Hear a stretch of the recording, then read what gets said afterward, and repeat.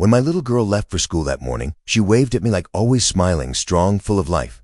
By sunset, I was staring at her in a hospital bed because someone decided her wheelchair didn't match the neighborhood's image. The morning sun glimmers over Maple Grove Estates, a quiet HOA community known for manicured lawns and stricter-than-thou rules. My daughter Emma, 12 years old, born with a spinal condition, the kind that doesn't define her, just makes her braver than most adults I've met. She loves painting birds and her little rescue dog Max. Every day she rolls down the sidewalk to the community park where she paints near the pond. People smile, wave, and life feels peaceful until Karen moved in. Karen wasn't just any neighbor. She was the self-appointed president of the HOA, clipboard, sunglasses, and a permanent frown that could curdle milk. It started small. Your trash bins are 2 inches over the line. Your daughter's ramp isn't HOA approved. Every week a new notice. Every time a new reason to make life harder. I kept my cool. After all, it had seen worse in my line of work, but Karen didn't know that. To her, I was just another single dad renting his home, lowering the property value. That Friday, the HOA held its spring clean aesthetic drive, basically an excuse for Karen to boss everyone around. Emma was outside painting her favorite tree, a massive oak that shaded our driveway. It wasn't bothering anyone, but to Karen, it was messy. "Emma, sweetie," Karen sneered, "you can't sit there. The HOA has designated that area for real landscaping." Emma smiled politely. "I'll move when I'm done with my painting." Karen's jaw tightened. Rules are rules. Then she did something unthinkable. She yanked the wet painting off Emma's easel and threw it into the trash. The sudden motion startled Emma. Her wheelchair rolled back off the curb. She tipped, hitting the edge of the pavement. Everything froze. Karen gasped, not from guilt but fear of getting blamed.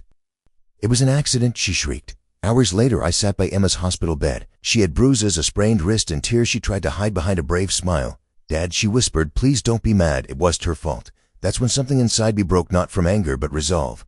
The next morning I walked into the HOA meeting. Karen was already there, clipboard in hand, lecturing a couple about their mailbox paint color.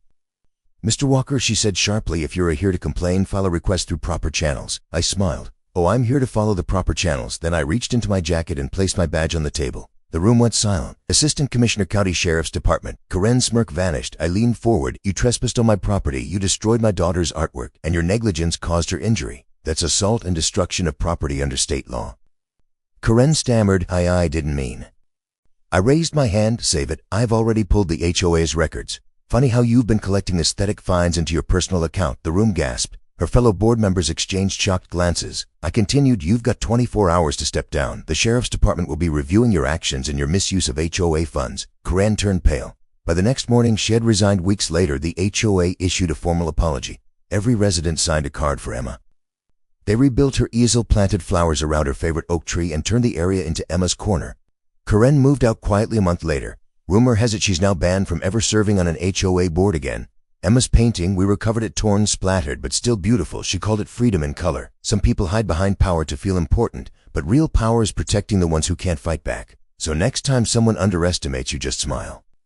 You never know who they're dealing with. If you enjoy this story, hit that like button, subscribe, and share it, because karma always finds its way home.